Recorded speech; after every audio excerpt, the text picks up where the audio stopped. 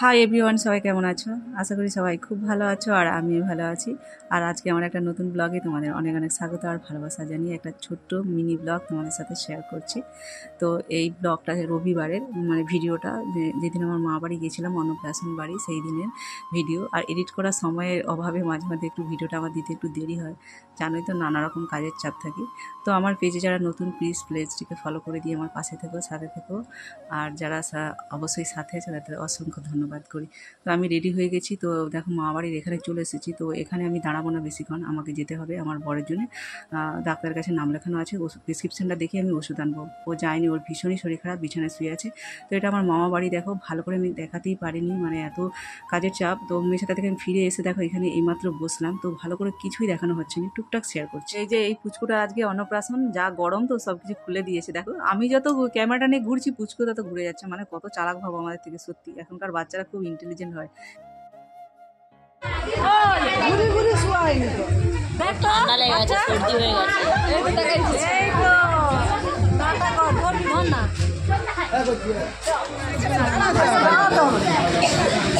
চট করে খা, তুই পরে তুলবি।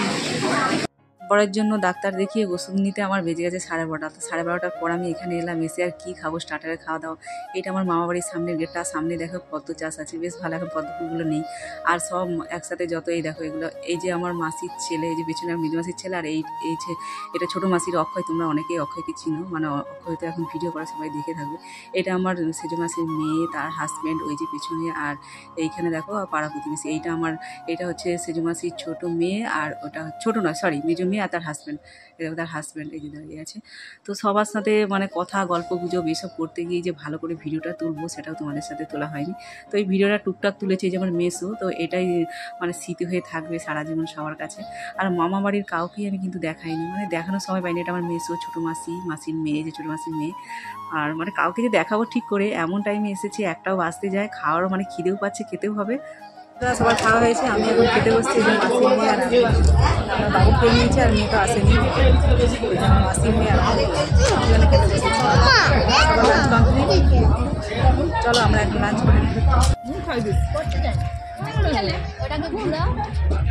আমার পাতে এত শসা তুই দে, একবার নাম